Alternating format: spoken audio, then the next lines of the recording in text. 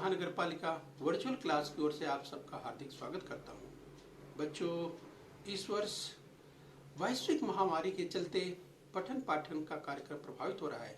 ऐसे में हमारी बृहन मुंबई महानगर पालिका ने प्रत्येक विद्यार्थी तक ऑनलाइन टीचिंग पहुंचाने की व्यवस्था कर दी है।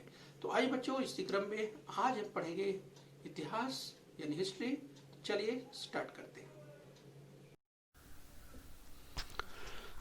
तो बच्चों, कक्षा 9वीं यानी स्टैंडर्ड 9th की बात करेंगे।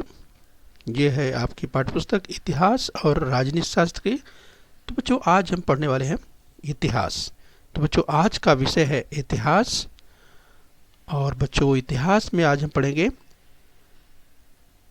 भारत 1960 के बाद की घटनाएं यानी इंडिया इवेंट्स आफ्टर 1960।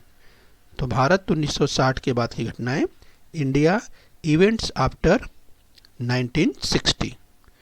तो बच्चों, मैं CS Patel, virtual training centre Dadar Mumbai से। आइए बच्चों, आगे बढ़ते हैं। बच्चों, भारत 1960 के बाद की घटनाएं यानी इंडिया इवेंट्स आफ्टर 1960। तो बच्चों, वर्ष 1947 में भारत स्वतंत्र हुआ। 1950 में भारत ने संविधान को स्वीकार किया और भारत प्रभुता संपन्न लोकतांत्रिक राष्ट्र के रूप में अस्तित्व में आया।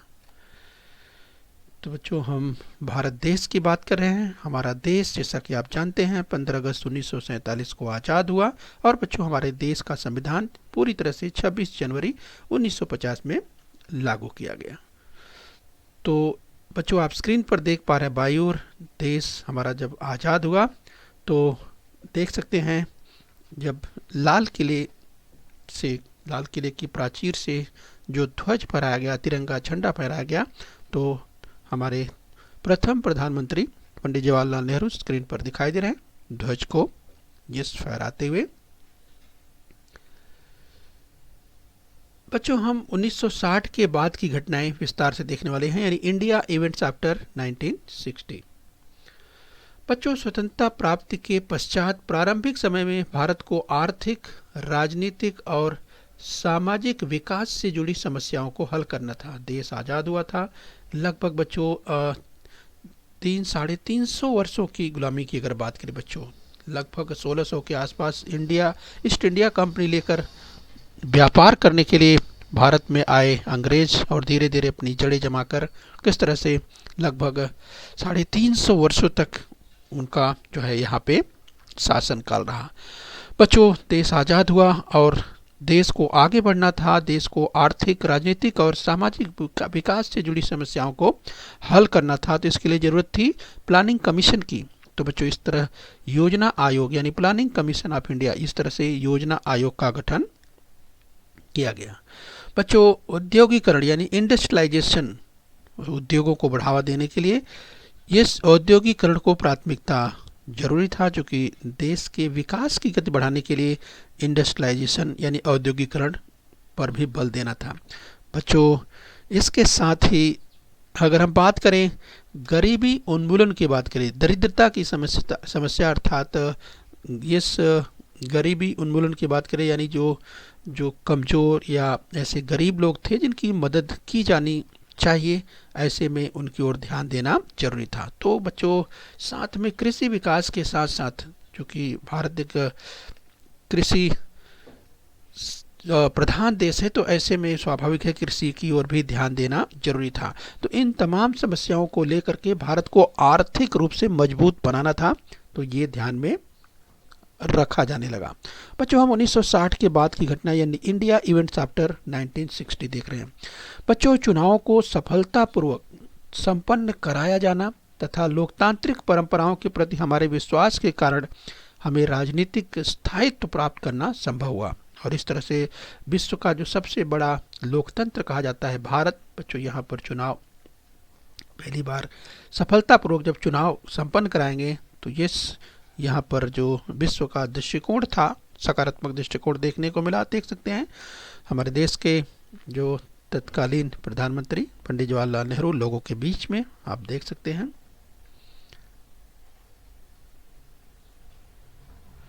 तो बच्चों, 1960 के बाद की घटनाएं यानी इंडिया इवेंट्स आफ्टर 1960 की बात करें बच्चों, 1960 के दशक की बात करें, द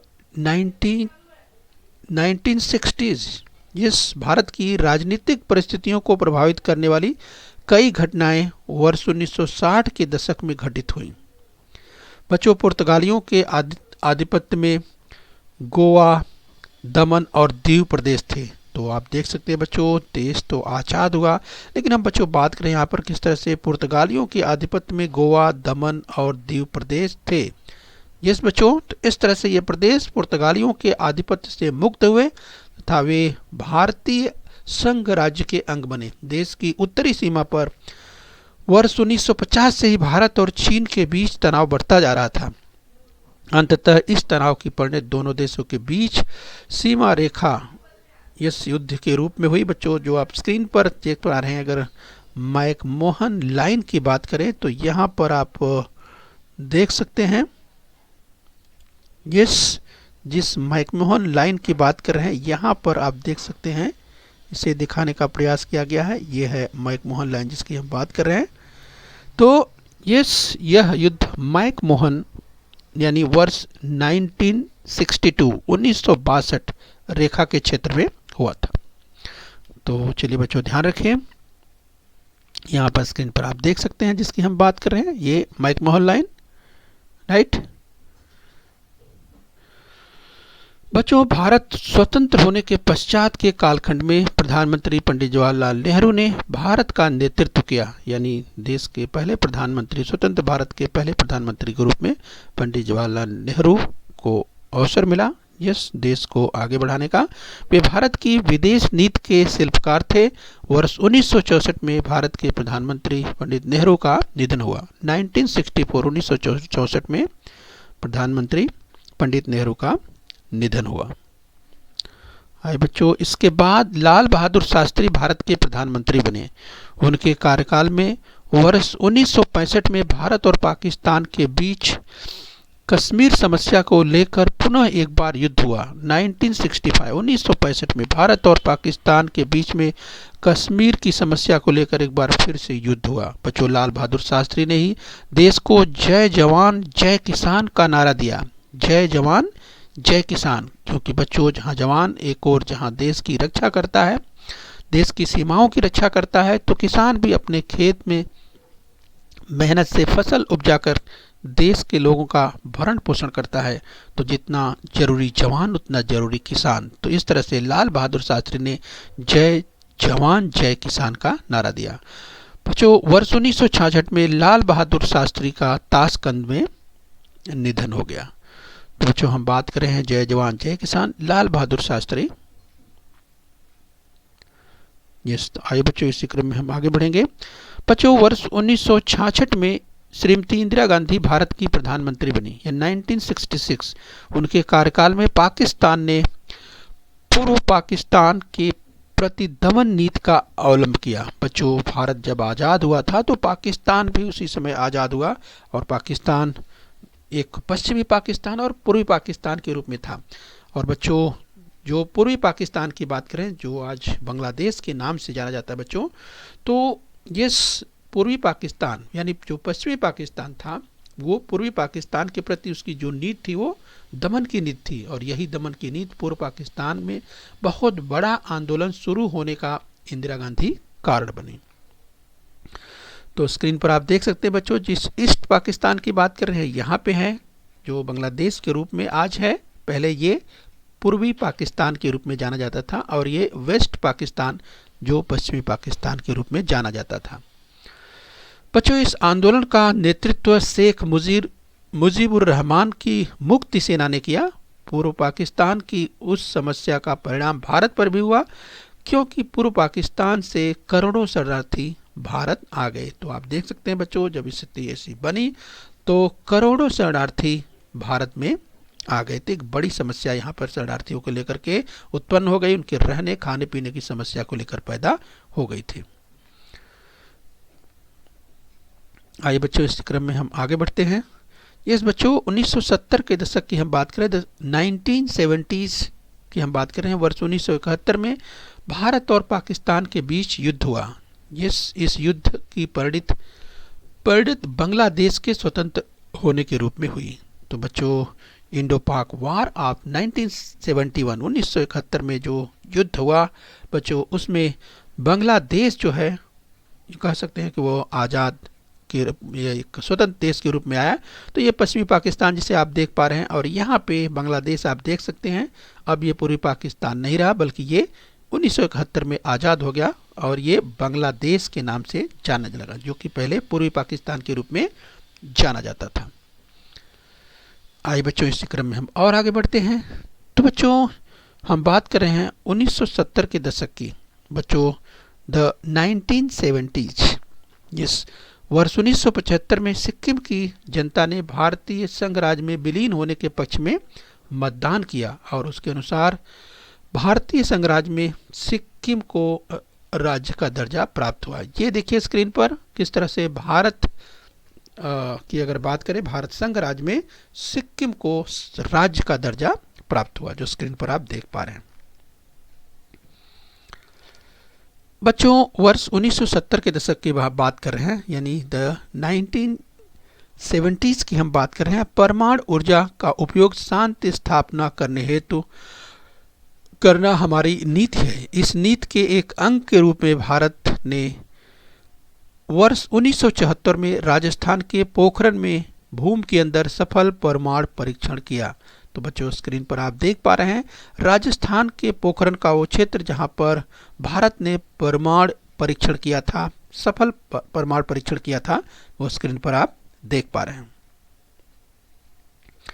बच्चों वर्ष 1970 के दशक की बात कर रहे हैं। वर्ष 1974 में राजस्थान के पोखरण में भूमि के अंदर जो सफल परमाणु परीक्षण किया था, स्क्रीन पर हम उसकी तस्वीर दिखा रहे हैं। ये देखिए 1974 में राजस्थान के पोखरण में ये जो है परमाणु परीक्षण, भारत ने सफल परमाणु परीक्षण किया था।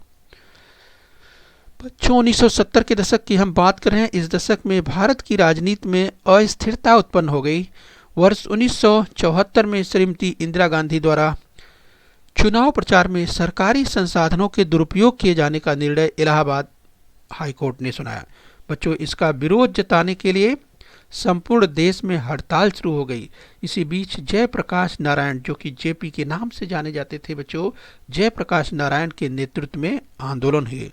तो बच्चों आप स्क्रीन पर देख पा रहे हैं इसकी जो अस्थिरता का दौर जब चल रहा था, और 1974 में इंदिरा गांधी द्वारा जो चुनाव प्रचार में सरकारी संसाधनों के दुरुपयोग का जो मामला आया था, इसको लेकर इलाहाबाद हाईकोर्ट ने जो अपना निर्णय सुनाया था, इसके विरोध में जयप्रकाश नारायण, जिन्हें जेपी नाम से भी जाना जाता है बच्चों, उन्होंने पूरे देश में बड़ा आंदोलन चलाया।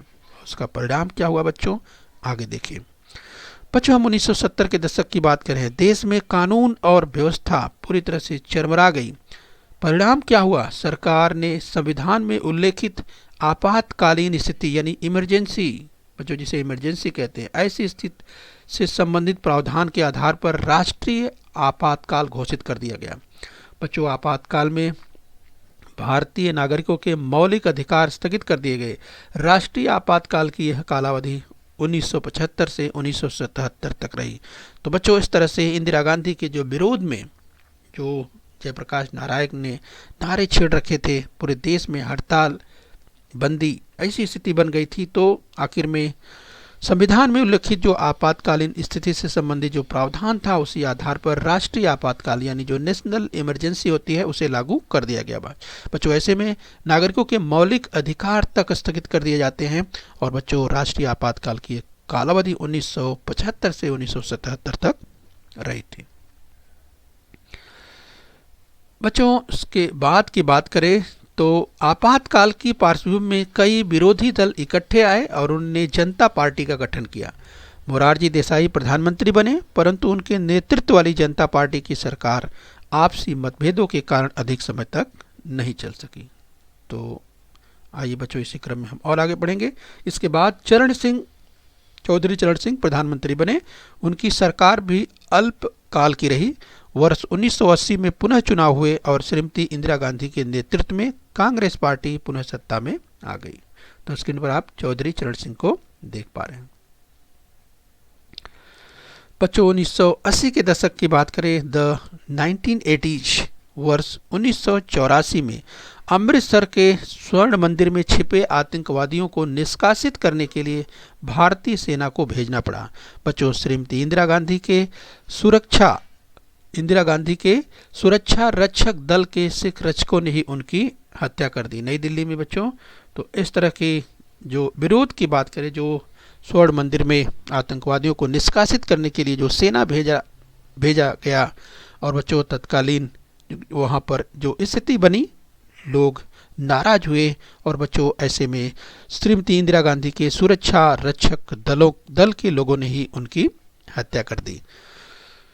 तो बच्चों इस दशक में भारतीय राजनीतिक व्यवस्था को अनेक चुनौतियों का सामना करना पड़ा। स्वतंत्र खालिस्तान आंदोलन ने अत्यंत उग्र और भयानक रूप धारण कर लिया। देश की स्थिति बिगड़ती चली जा रही थी। बच्चों 1980 के दशक की हम बात कर रहे हैं, द 1980s, वर्ष 1984 में राजीव गांधी ने प्रधानमंत्री पद की बागडोर अपने हाथ में ले ली। तो बच्चों 31 अक्टूबर 1984, जो कि तत्कालीन प्रधानमंत्री श्रीमती इंदिरा गांधी की हत्या के बाद राजीव गांधी बच्चों आगे चल करके जो बागडोर थी वो अपने हाथ में उन्होंने संभाला, और भारत की अर्थव्यवस्था, विज्ञान एवं प्रौद्योगिकी क्षेत्रों में अनेक सुधार लाने का प्रयास किया। राजीव गांधी ने श्रीलंका की तमिल अल्पसंख्यकों की समस्या को हल करने में पहल की। बच्चों अगर हम बात करें राजीव गांधी की, तो राजीव गांधी ने जो है इस अर्थव्यवस्था तथा विज्ञान के क्षेत्र में, खास करके कंप्यूटर के क्षेत्र में, भारत में कंप्यूटर को लाने का श्रेय जो है इन्हें ही दिया जाता है। तो बच्चों इस तरह से अर्थव्यवस्था, विज्ञान एवं प्रौद्योगिकी के क्षेत्रों में सुधार लाने के उन्होंने अनेक प्रयास किए। रक्षा सामग्री को लेकर विशेष रूप से बोफोर्स कंपनी द्वारा दूर तक मार करने वाली तोपों की खरीदारी के मामले में हुए भ्रष्टाचार के कांड में उनकी कड़ी आलोचना हुई। इस अवधि में हुए चुनाव में राजनीतिक भ्रष्टाचार एक महत्वपूर्ण मुद्दा बना, और इस आम चुनाव में कांग्रेस पार्टी की पराजय हुई। इसके बाद अलग अलग दल इकट्ठे हुए और जनता दल के विश्वनाथ प्रताप सिंह यानी बीपी सिंह भारत के प्रधानमंत्री बने। बच्चों बोफोर्स आप देख रहे हैं, इसी बोफोर्स के लेकर के जो भ्रष्टाचार का मामला, इसमें कड़ी जो आलोचना हुई, इसके बाद चुनाव हुए, और इस तरह से बच्चों विश्वनाथ प्रताप सिंह भारत के प्रधानमंत्री बने। बच्चों 1990, वर्ष 1990 में चंद्रशेखर भारत के प्रधानमंत्री बने। उनकी सरकार भी अल्पकालिक रही, अर्थात थोड़े समय के लिए रही। वर्ष 1991 में चुनाव प्रचार के दौरान श्रीलंका के लिट्टे एलटीटी संगठन ने राजीव गांधी की हत्या की। वर्ष 1991 के बाद के परिवर्तनों की हम बात करेंगे बच्चों। तो द चेंजेस आफ्टर 1991। बच्चों विश्व और भारत के इतिहास में वर्ष 1991 महत्वपूर्ण परिवर्तनों का वर्ष रहा। लगभग इसी वर्ष सोवियत यूनियन अर्थात रूस का विघटन हुआ, और विश्व में चल रहा शीत युद्ध यानी कोल्ड वार वो समाप्त हो गया। बच्चों बहुत ही वर्षों तक जो शीत युद्ध की बात करें, कोल्ड वार जो चल रहा था, वो रूस के विघटन के बाद ये समाप्त हो गया। तो जो 1991 का जो दौर है, ये आर्थिक दृष्टिकोण से भी बहुत महत्वपूर्ण माना जाता है। बच्चों भारत में पीवी नरसिम्हा राव की सरकार ने भारत की अर्थव्यवस्था में कई परिवर्तन लाए, और इसी समय अयोध्या की राम जन्मभूमि तथा बाबरी मस्जिद का मुद्दा भी सामने आ गया। तो स्क्रीन पर आप देख पा रहे हैं पीवी नरसिम्हा राव की सरकार की हम बात करें बच्चों। आइए इसे में और आगे बढ़ेंगे। बच्चों वर्ष 1996 से वर्ष 1999 की कालावधि में भारत की लोकसभा में किसी भी राजनीतिक दल को स्पष्ट रूप से बहुमत प्राप्त नहीं था। इस कालावधि में अनेक प्रधानमंत्री सत्ता में आए हुए दिखाई देते हैं। उनमें अटल बिहारी वाजपेयी, एच.डी. देवेगौड़ा और इंद्र कुमार गुजराल थे। तो स्क्रीन पर आप देख पा रहे हैं बाईं ओर सबसे ये अटल बिहारी वाजपेयी, बीच में आप देख पा रहे हैं एच.डी. देवेगौड़ा, और सबसे दाहिनी ओर इंद्र कुमार गुजराल को आप देख पा रहे हैं। बच्चों 1998, वर्ष 1998 में भारत ने और भी परमाणु परीक्षण कर स्वयं को परमाणु अस्त्रधारी राष्ट्र के रूप में घोषित किया। बच्चों 1998 में आप स्क्रीन पर देख पा रहे हैं, ये भारत ने परमाणु परीक्षण कर स्वयं को परमाणु अस्त्रधारी राष्ट्र के रूप में घोषित किया। स्क्रीन पर आप देख पा रहे हैं, इस तत्कालीन प्रधानमंत्री अटल बिहारी वाजपेयी, स्क्रीन पर आप देख पा रहे हैं।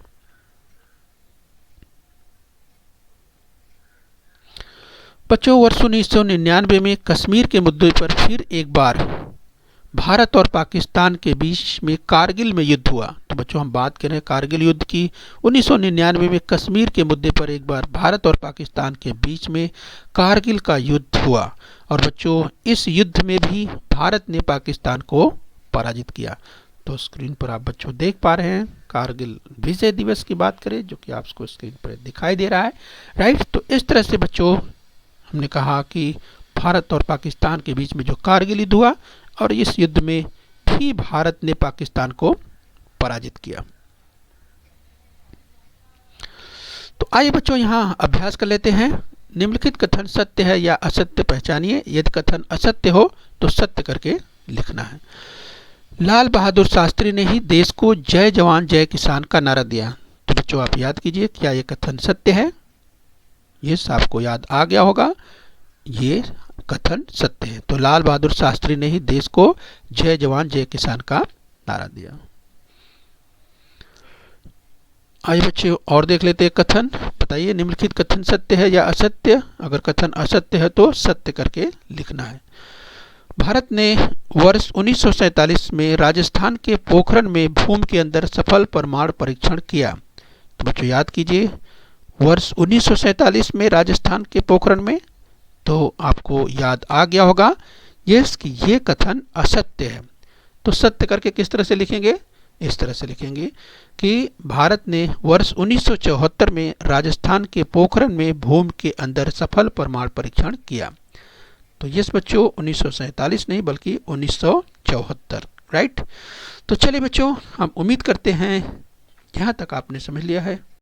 बच्चों बृहन मुंबई महानगर पालिका के इस चैनल को सब्सक्राइब कर लीजिए और बेल आइकन प्रेस कर लीजिए। तो बच्चों हम उम्मीद करते हैं यहाँ तक आपने समझ लिया है। आगे फिर मिलेंगे। आज के लिए इतना ही। Thank you very much.